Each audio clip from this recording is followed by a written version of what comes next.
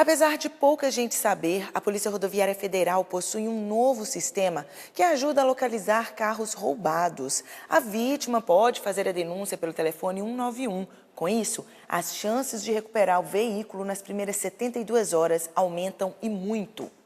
Hoje, com o sistema alerta, as chances de recuperar o veículo roubado nas primeiras horas é maior. Essa ferramenta que o departamento disponibilizou agora para o público é de suma importância, porque assim que efetuou-se o roubo ou o furto do veículo, ele precisa fazer a ocorrência na Polícia Civil e, imediatamente, ele pode entrar no site do departamento nosso, da polícia, e já entrar no alerta.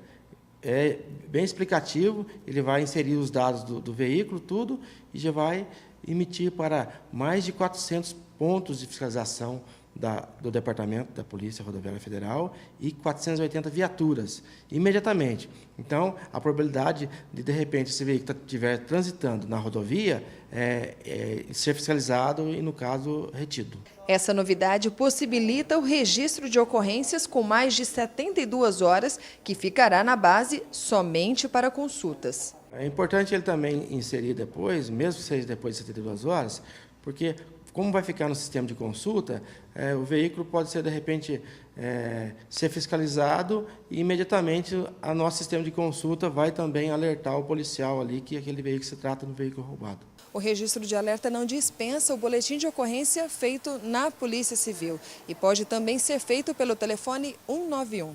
Agora você vai conhecer um pouco mais sobre um espaço em Taubaté especializados em animais silvestres e exóticos. São mais de 40 espécies e quase 100 animais legalizados pela Secretaria do Meio Ambiente que estão disponíveis para venda.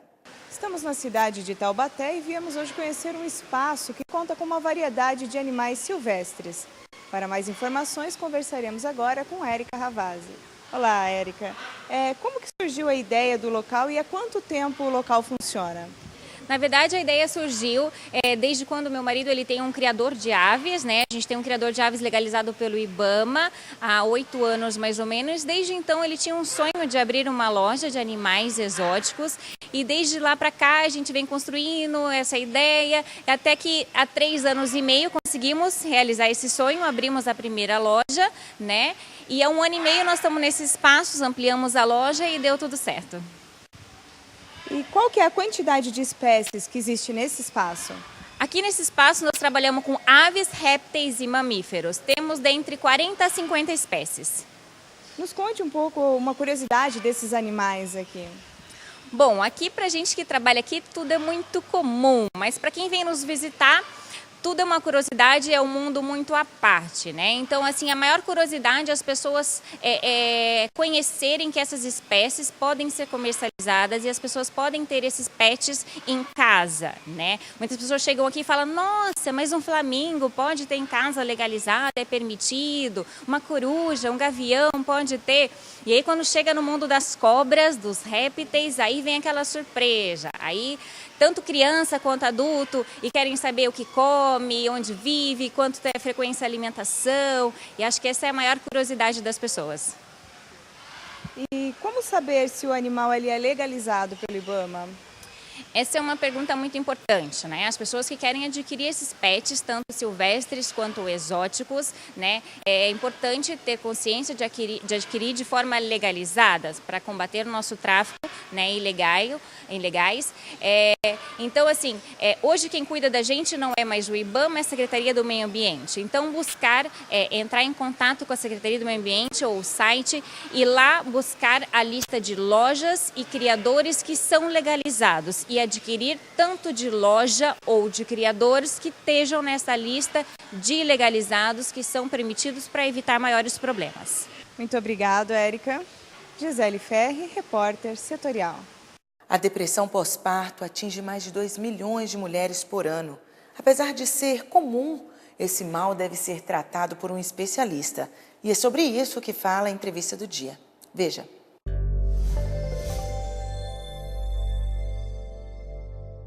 Estejam certos de que quando estiverem perto de uma mulher em fase de gestação, em fase de parto ou no pós-parto, que ela está passando por um processo muito sensível.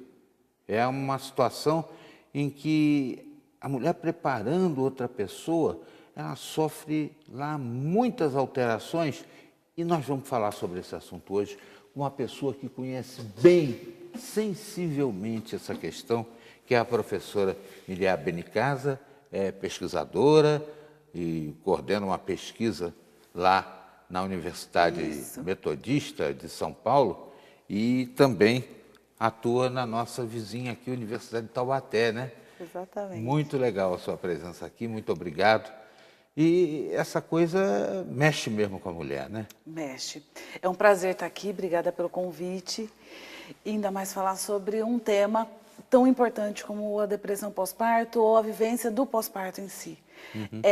Mexe muito com a mulher, tanto a gestação como o evento do parto e o pós-parto, eles alteram significativamente todas as dimensões da vida daquela mulher e daquela família.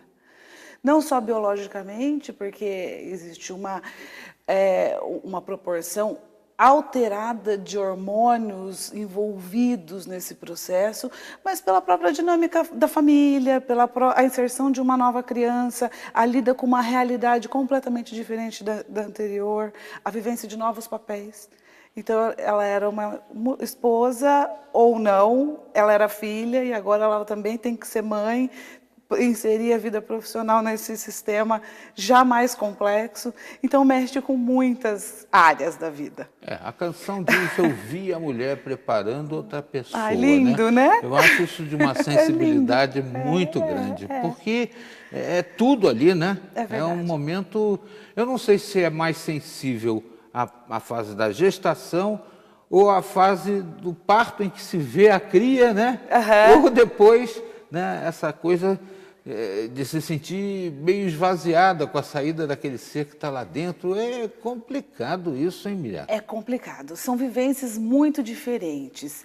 Mas o que a gente vê, particularmente, é uma incidência maior do que a gente chama de psicopatologia ou de aspectos de sofrimento no período de pós-parto. Existe essa incidência dentro da gestação. A gestação tem toda uma característica muito própria. Então, as mulheres, no período de gestação, que a gente já estuda isso... Esse negócio de querer manga verde de madrugada... Tem, pode ter. É verdade isso? Pode ter. Principalmente alimentos azedos, assim. Elas costumam querer mais. Até por uma necessidade do corpo e tal.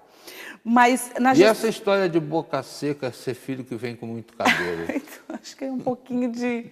exagero. Não tem nenhuma evidência sobre isso, né? Não sei se isso vai se confirmar em algum momento ou não, mas não tem uma evidência até o momento disso. Pelo menos na própria que está sentindo o problema deve ter. Deve né? ter, Agora, é uma coisa também que até o próprio jurista teve sensibilidade ao fixar, né, situações atenuantes para as mulheres no momento do parto, né, sei lá, atenua até a prática de crimes. É verdade. Né? Bom, a gente sabe que o hormônio altera sensivelmente o humor e a conduta, o comportamento. Ele é capaz, alguns hormônios são capazes disso. A TPM é um sinal disso. A TPM também atenua. A gente tem, até no DSM, que é um manual de transtorno mental, eventos psicopatológicos relacionados à TPM, a tensão pré-menstrual, de tanto que o hormônio pode alterar o comportamento e as emoções. Então, se na TPM, que as mulheres têm todos os meses, isso já tem uma incidência importante, imagina na gestação.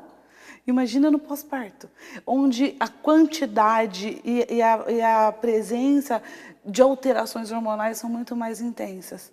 Então, é sensível, foi sensível os juristas ao considerarem esse aspecto. Porque a psicologia, que é particularmente o que eu trabalho, a psicologia do período gestacional, ou que a gente chama de gravídico puerperal, ela é muito específica. A gente não pode... Uma mulher no período de gestação ou no período de pós-parto, ela tem alterações que apresentam características diferentes quando ela não está nesse período. características psicológicas. Ela apresenta pode apresentar, algumas mais, algumas menos, condutas, comportamentos, emoções e alterações muito peculiares desse período. A música também tem uma vertente aí que diz que mulher é bicho esquisito, todo mês sangra. Todo mês sangra, exatamente. E não morre. Não morre. Sangra 3 dias seguidos e não morre. É verdade. Agora, essa coisa do pós-parto, né? Uhum. É outra coisa enigmática, né? É muito enigmático. Usou a palavra correta. Porque assim, se a gente vai pesquisar na literatura tanto nacional como internacional, a gente identifica o pós-parto. O único problema que a literatura mostra que a mulher pode ter no pós-parto é a depressão. Realmente existe uma incidência altíssima de depressão pós-parto. No Brasil, a gente tem o equivalente a 25% das mulheres em situação de pós-parto que apresentam sintomas de depressão. Principalmente esses índices são mais elevados nos primeiros filhos, nas primeiras gestações. Mas podem acontecer outras gestações também. E tem explicação para isso? Mas eu vou te pedir para responder com mais calma depois que a gente voltar com a entrevista aqui, tá bom? A Miriam Benicasa é uma especialista nessa pesquisa e está contando para a gente os segredos dessa história, dessa situação da mulher no pré e no pós-parto. Já já a gente volta aqui. Não saia daí não, hein?